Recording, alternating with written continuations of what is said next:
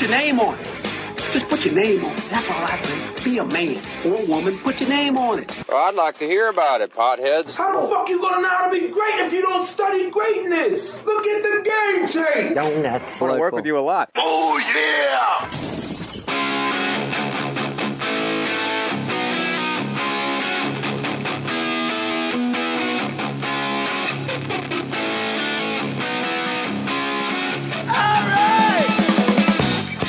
All right. Welcome. It's Mohr Stories. I'm your host, Jay Mohr. With me back, black by popular demand. Ryan Sickler. Yeah. My sweet baby boo. How are you, Ry? I'm wonderful. Excited to be here. Black by popular demand. I'm excited you're here. Welcome to Fake Mustache Incorporated. Dominating, perpetrating, breaking your mind open with these crazy beats. Let me tell you something, Ryan. I sent you a text. This is good. And this isn't a plug, everybody. It's an actual story with dates in it. I don't want you guys to go, all you do is plug. Plug. I don't know why Homer Simpson made it. Oh, he does his plug. That was terrible. I sent you a text because you agreed to do Denver and Salt Lake City with me. First weekend of June, Denver, Comedy Works, huge room, awesome town. Yes, I'm We're going to see excited. Guthrie when we're in town. Are we? Yeah, he's pitching against the Dodgers when we're there. Sweet. And then the next weekend, second weekend of June, we're going to be at Wise Guys West Valley in Salt Lake.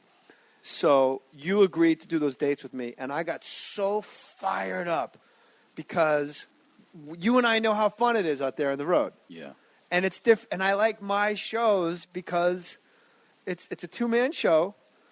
And jump in whenever you want, you know. And I'm just listening. Yeah, and I was so fired up at like the destruction, like the mama said, knock you out, dominance, like eat 'em up, El Chill, that we were going to bring. So I sent you a text and I said, Ryan, let's blow these people's fucking minds. Denver, Salt Lake City. These people want to be entertained. Ontario next week. Ontario, we're going to kick these people in their asses. And like KRS-One says, being a dope MC live is like being insured for life because these people will always come back twice. And this text was like 4, iPhone pages long. I go, and that's what it's about, bro. Being dope live. It doesn't matter about record sales. It doesn't matter about marketing and promotion. We're just going to get in there and just fuck their heads up. We're going to ruin comedy for these people. Every show they see after us, they're going to go, it was pretty good. But I remember in the beginning of last summer, I saw Jay Mohr and Ryan Sickler, and their shit was so bananas. You never saw two guys having a better time. And I put that in the text to you. I said, they will never see two guys having a greater time, dominating and being in the moment and happy to see them as they are to see us. And then I started quoting. I was at like a red light with construction. So I had all this time. I'm like, oh, I can text because I'm not driving. I go like KRS-One said, my posse is thick. In real life, you and me, and I changed I to you and me. In real life, you and me roll correctly. A lot of suckers would like to forget us, but they can't. Because like champs, we've got a record, me and you, Ryan, of knocking out the frauds in a second. And I was all fired up. And I go, let's do 10 shows, the greatest 10 shows that anyone has ever heard. Ever. You're my motherfucking partner. We're doing it now. Well, guess what? I didn't send it to you. I sent it to Corey, my production partner.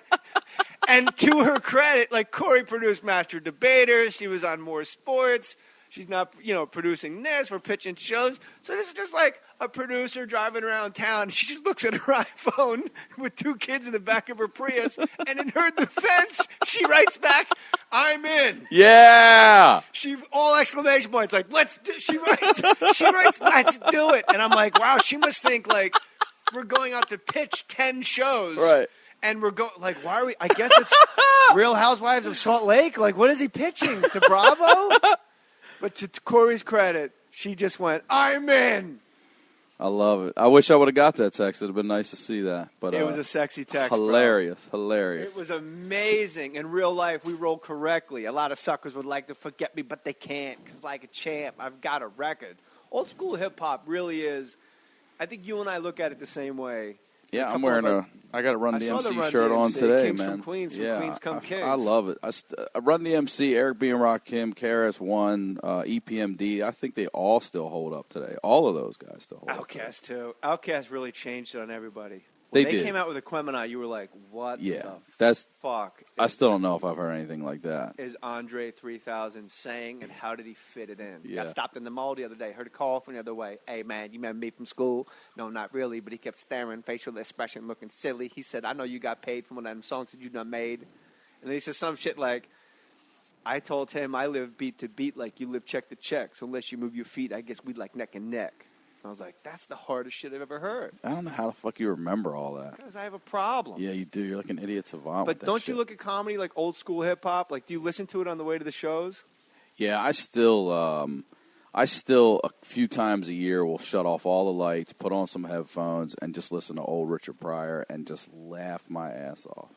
He was a great MC. What crew was he in? Because I asked you. Oh, about I thought you were hip-hop. asking me if I listen to comedy on the way to the shows. No, and old stuff. school hip hop. Oh yeah, all the time. It's all about I'm better than you, and I'm going to take this mic at this house party and dominate. Yep, I love it.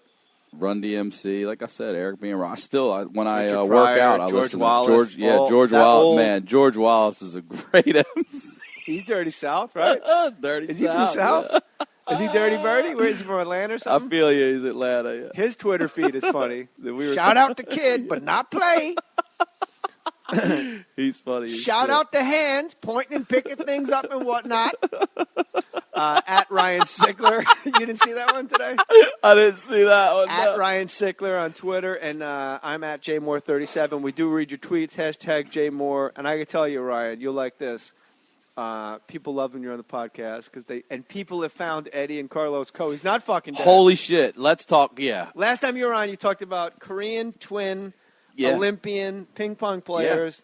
One of them liked to party, and then you heard that one of them had died. Eddie. And Eddie Coe had died, and then somebody found his death on Facebook and showed it to you and to I. He worked at Ernst & Young, and he died in the towers on 9/11. Until just last week and first of all, I love the Mohr Stories fans. They all hit me up on the Crab Feast and say you sent them, but one of your fans said, I found Eddie and Carlos. Yep. And there can't be that many Eddie Coes that play ping pong in the world, and there's a video of So this. that fan basically saw the fan, but, and he went, well, wait a minute. Stop the tape. Yeah.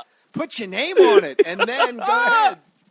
He found Eddie Coe playing ping pong and then said he's going to be in a tournament in Baltimore coming up. So it's got to be him. It has to be that guy. I don't know what the best part of that story is. The fact that fans of the Crab Feast and of Mohr Stories are into the stories as much as they are. But they are great stories, so that's cool. But it's kind of like what we're trying to do. So people weren't into it, we'd go, what the fuck? Right.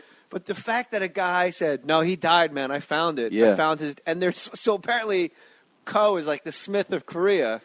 And Eddie Coe, and there was a photo of everybody that died from this company in the towers in 9/11. And me and Ryan were like, man, we can't even joke about it because he died in the fucking towers. I felt terrible. Eddie Coe's dead. Eddie Coe died, and he died knowing, everyone in the towers that's a bad way to go, dude. Yeah. It's not exactly like catching a stray bullet in the eye and you're out. They were on fire for a while. And then this other fan goes, I've been upset for a while about it. You were bummed. I was bummed out. Like, but this then poor the other kid. guy, it's on. You're going to have to retweet it after this. I did, but I will retweet it again. Because it's like a tournament, gold medal round ping pong. And it is, it makes watching old men in the park play chess look like fucking playoff hockey. I did not know how, it is the dullest. I thought, when I play ping pong, There's no one there at all. One Like stoner, them and the guy with the there's camera. one stoner keeping score, and he's got that wrestling when you flip the numbers over, 2 points red, and the guy's got to flip over to get to 2. He's holding that. And I don't know if there's a bunch of unforced errors, or they hit the net, or they hit the pause because a plane was going over, but I watched for 3 minutes, and it was fucking 2-1. Eddie Coe is back. He's alive, though. That's the good news. Very rarely Could not get over. It's amazing to me that not only that, but one of your fans was like, fuck that. I don't think Eddie Coe's dead. Like, he wasn't happy enough that Eddie Coe was dead. He's like, I don't think so. I don't think and so. he found ping pong. It's got to be him. Something's fishy. There's no way this is a cold case. Yeah. No way. Where's Morris? What's that girl's name on Cold Case? Where's Catherine Morris? You know what? Fuck Catherine Morris. I'm going to handle this shit myself. I'm going to go to a gym for real in Fredericksburg, Maryland, and watch a Korean and a 7-foot Croatian play ping pong.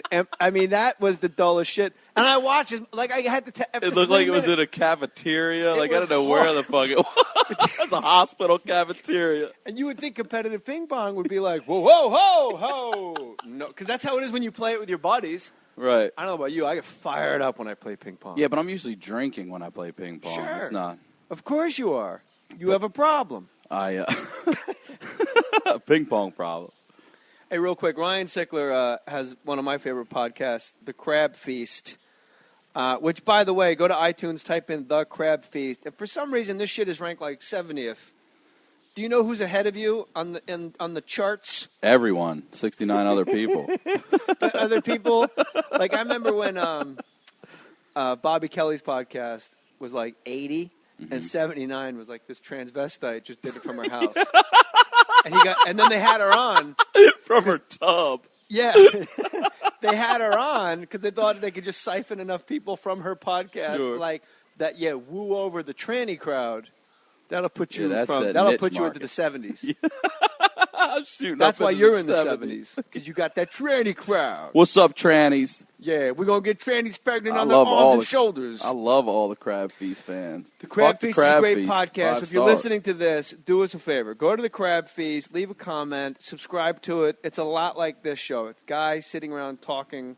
And what we wanted to do with Mohr Stories in the beginning was you don't understand how funny these people are when they're just off mic after the stage show. Like when Ryan and I, or like when Segura and Bert Kreischer are out on the road and they just go to like a pickup sticks to pick up their food between shows. That 40 minutes is fucking bananas. Just watching them order sometimes is funny as fucking Or like you shit. and I just going someplace. Or any comics. Or like, whoever's out there. Like, and that's what I wanted to, part of the podcast, you do it because you want to make money and you want to fill up rooms. But to be able to record just like Colin Quinn talking shit and Dave Attell talking about stand-up, Patrice's last interview, it's awesome. And you got like the best stories ever. That's why I wanted to have you back on quick. We had you in the live one, and I was like, I hope I didn't burn him out, partnering him up with Daryl. Daryl Wright, everybody, of The Right Turn, man. So the Crab Feast, and also Aisha Tyler, Girl on Guy. Yes. Really good podcast. You're going to want to rate and review that. Great podcast. And this will all make sense in a little while. Maybe not today, maybe not tomorrow, but we're going to put our names on it soon. I got big plans as Biggie Smalls and Ready to Die. So Aisha Tyler, Girl on Guy, I just did that. She does it at a hotel. Oh, you did that one? You went on? Yeah, you haven't been on? No. You should go We've on been her talking, podcast. though. She's going to come on the Crab Feast. She's really cool. I love her. Yeah, I did a show with her. She's fantastic. What show did you do with her? The Super Serious show here. Have you done that? Sounds serious. It's one of the best shows in L.A. What Super is it? Serious. The Super Serious crew puts it on I feel like Stop once a being month so or something. relaxed. That's all Get I know, into it. man. I'm telling you, it's. I'll set you up with it. You got to go do it. Aisha. The night I did it, the lineup was Brendan Walsh, Aisha Tyler, Thomas Lennon, me, and then they throw up a couple little shorts in between comedians. What room? Well, They rent it out. They moved it. They rent a space, and they pack the thing. There's food trucks for all you can, free beer. do they pack it as much as they pack the Asheville? Laugh your Asheville off in North Carolina. Is it Asheville, North Carolina? Yep. Asheville, North Carolina. That's Charlie a big Grenzer. thing going on down there Big in festival. Asheville, in the middle of the hillbilly woods where they cook meth and play banjos and have actual fucking pieces of grass in their mouth, sitting on the front porch. Somehow, a friend of ours, Charlie, has put together a comedy festival. Yes. And people are, it's laughyourashevilleoff.com, I think is the actual whole thing. But I'm a little surprised that our buddy, who in all intents and purposes is just if there was a bouncer for pot dispensaries, he'd be the guy. Definitely be the guy. He is a big, He's big. stoned, lumbering ape. He's a big boy. As Otto and George once said, Oh, great white gorilla. Please don't steal our bottled water. I want to see what type of comics get down there. You got to get East Coast comics Jim in that Gaffigan's festival. there. Yeah, Gaffigan's going to be there. Jim Gaffigan's going to be at the Asheville Comedy Festival? I think so. You have You to know clear what I that like with about Charlie. it? It's not a contest. Like, all those Yes. stupid festivals are like, then we're going to give out awards. Like, how the fuck are you going to get... It's a bunch of comics in Right. 14 different venues. Like, you got Bill Burr at Carnegie Hall,